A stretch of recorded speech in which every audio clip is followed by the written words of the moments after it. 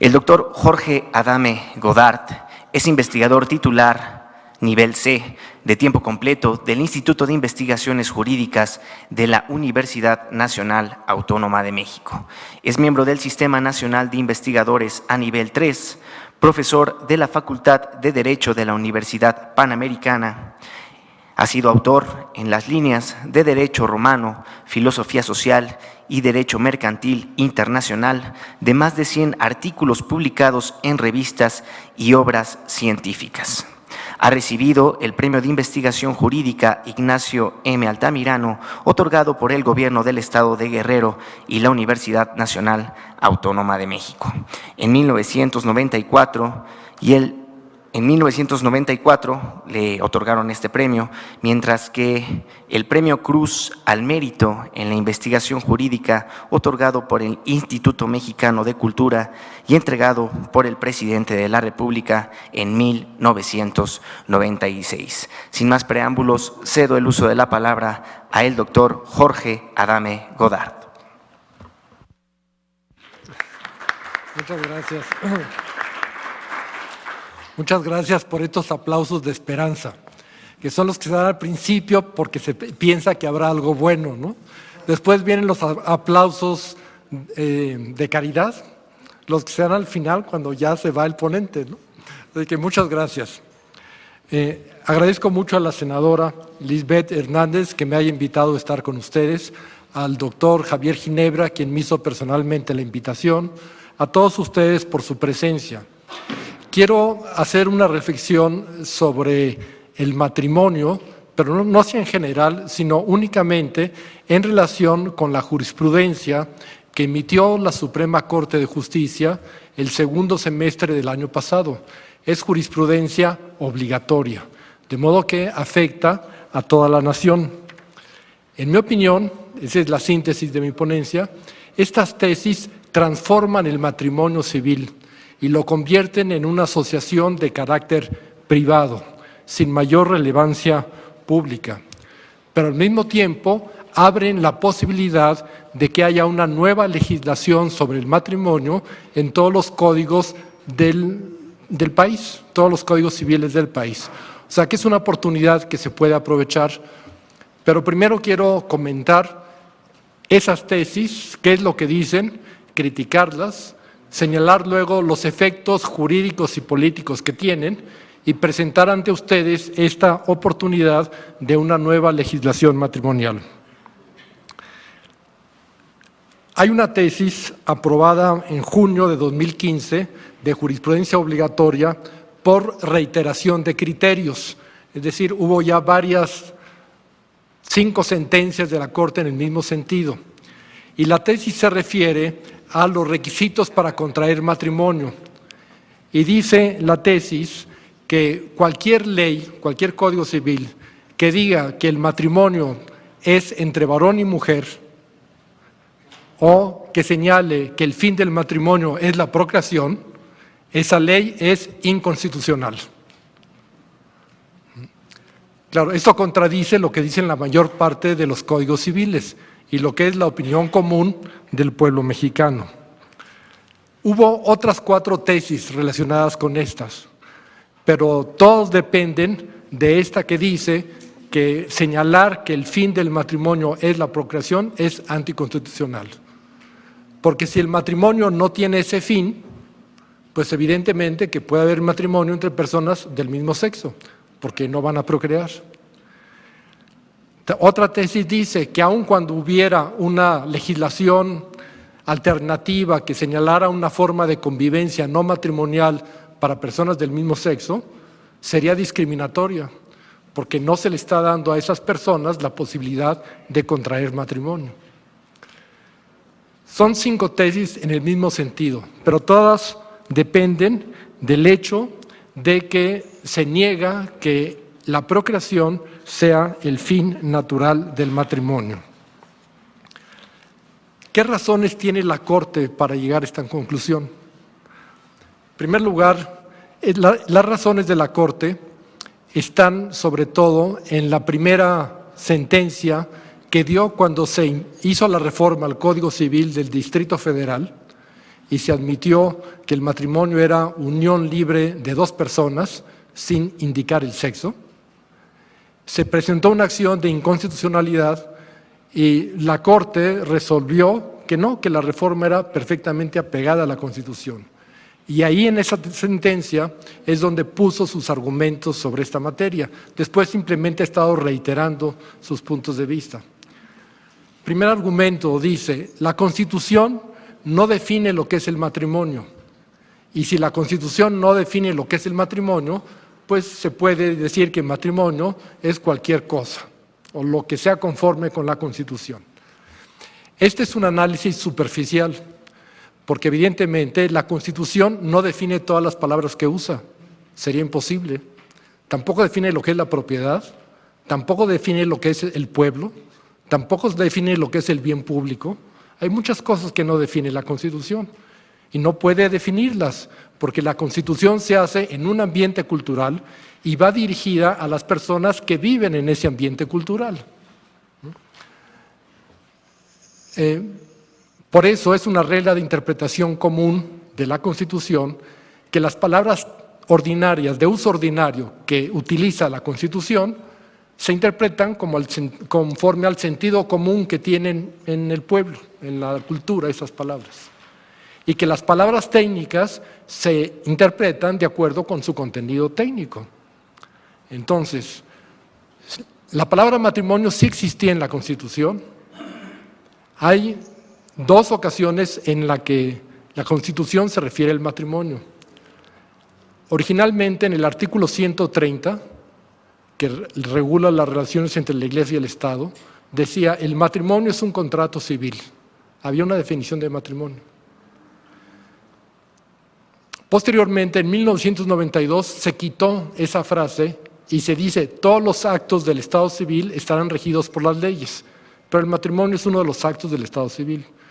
De modo que los constituyentes sí hablaron de matrimonio en un principio, y la Corte debería haber entendido o tratado de averiguar qué es lo que entendieron los constituyentes por matrimonio en 1917.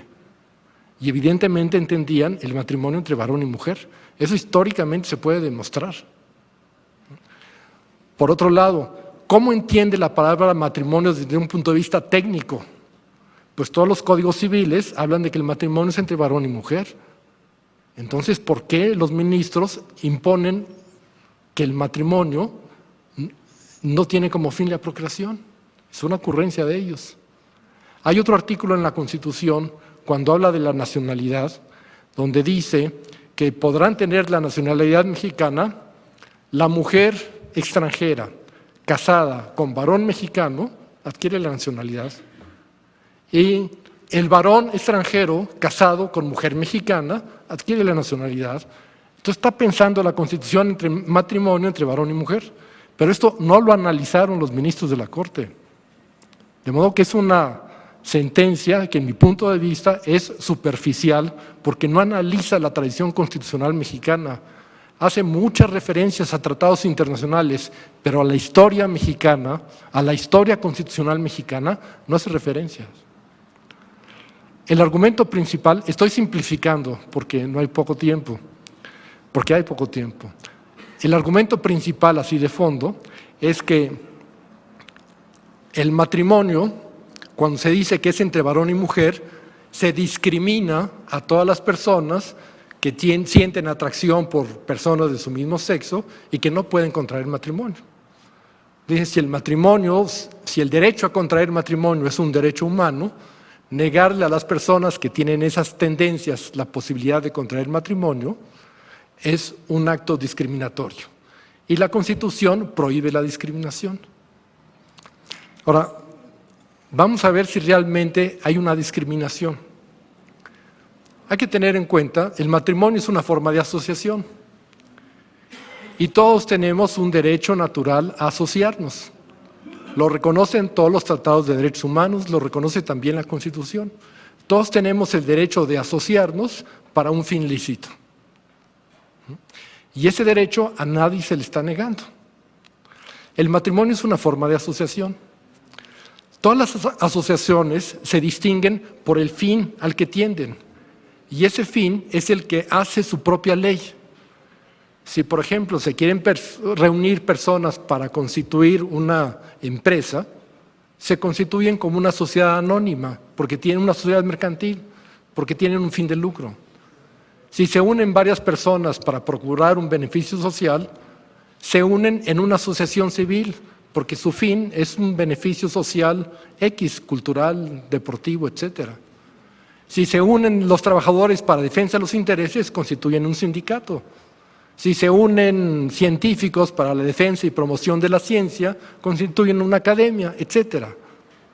Evidentemente que no se pueden sentir discriminados un trabajador de la industria textil porque no le permiten asociarse a un sindicato que defiende la industria minera, porque el fin es el que determina la regla de la asociación.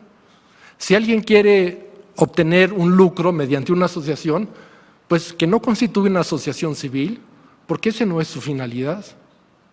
De modo que el fin hace que haya exclusiones. Los trabajadores de una empresa, una industria, no pueden afiliarse al sindicato de otra industria. Una persona que no es científica no puede asociarse a una asociación científica. Una persona que no tiene derechos políticos, como un extranjero, no puede formar parte de un partido político. ¿Son discriminaciones? No. Son exigencias naturales del fin al que tienden esas asociaciones. Lo mismo el matrimonio. Si el fin del matrimonio es la procreación, es natural que sea entre varón y mujer, porque la procreación se hace con un gameto masculino y otro femenino, no hay de otra. Entonces, lo que ha hecho la Corte es invertir el razonamiento. Primero dice, el matrimonio no tiene como fin la procreación, y en consecuencia, todas las personas pueden contraer matrimonio, independientemente de que procreen o no procreen, que sean del mismo sexo o de diferente sexo. Y con la misma razón se puede decir, no tienen por qué ser nada más dos, pueden ser varias personas que convivan, ¿por qué no? Si su fin es simplemente ayudarse mutuamente. Entonces, en realidad, me parece que es una banalidad decir que es discriminatoria la ley que exige que sea el matrimonio entre varón y mujer.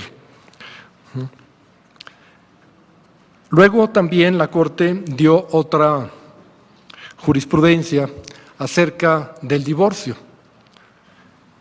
Si recuerdan ustedes, en el Código Civil del Distrito Federal, parece que por el Distrito Federal vienen esas novedades que luego se quieren imponer a toda la nación. Se admitió la posibilidad de lo que se llamó el divorcio exprés, o sea que cualquiera de los contrayentes de un matrimonio, pasado un año, me parece 1 año o 2 años de convivencia, en cualquier momento le puede decir al otro, ¿sabes qué? Ya me aburrí, esto no tiene sentido, ahí nos vemos. Y con esa voluntad, el juez tiene obligación de declarar el divorcio. No tiene que decir que porque tiene una enfermedad, que porque ha sido infiel, no hay que alegar ninguna causa. Basta decir, ya no te aguanto, ya no me caes bien, ya no me gustas, ya no ganas dinero, lo que sea. Simplemente ya no quiero. Y dice la Corte, la voluntad de una persona que diga que ya no quiere es preponderante y está por encima de cualquier alegato que diga el otro. Entonces, esta decisión la tomó la Suprema Corte alegando lo que llama el derecho al desarrollo de la personalidad o la autodeterminación de la persona. Esto tiene un antecedente que ayuda a explicar esta razón. Hubo una persona que hizo cambio de sexo, hizo alguna operación y luego pidió que se le reasignara el sexo, me imagino que en su acta de nacimiento. Y el asunto llegó a la Corte y la Corte llegó a la conclusión que esa persona, con base en el desarrollo de su personalidad, podía pedir que se le hiciera una reasignación y se cambiara su acta de nacimiento, ¿sí? Y ahí fue donde utilizó este argumento del derecho al desarrollo de la personalidad. Y dice la Corte, bien, es cierto que ese derecho al desarrollo de la personalidad no está expreso en la Constitución, tampoco en ningún tratado, pero está implícito. No dice en qué tratado, en qué frase está implícito, nada más dice que está implícito. Yo quisiera que un litigante, cuando pide un juicio de amparo, diga que le están violando un derecho humano que está implícito. ¿Le darían entrada a ese recurso? Evidentemente que no, pero la Corte lo afirma. Dice que está implícito, no explica por qué está implícito, en qué frases, en qué tratado, simplemente dice que está implícito. Y que con ese derecho al desarrollo de la personalidad, pues la persona puede decidir acerca de si casarse o no casarse, tener hijos o no tenerlas, tener una profesión o no tenerla, tener una apariencia física X o tener otra, en fin, puede hacer lo que quiera. Sin embargo, dice la Corte, ese derecho está limitado por el orden público y por los derechos de tercero. Digo, muy bien. Si efectivamente el derecho al desarrollo de la personalidad está limitado por derechos de orden público, que no se entiende que las leyes matrimoniales son leyes de orden público, ¿por qué las leyes matrimoniales que prevén causas para declarar el divorcio no se tienen que respetar? Porque uno dice, yo me quiero divorciar, no me importa lo que diga la ley.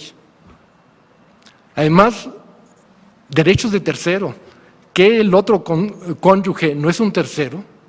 ¿Acaso los hijos no son terceros? Entonces, ¿por qué dice la Corte que tiene que respetar el orden público, los derechos de tercero, pero en materia de matrimonio no?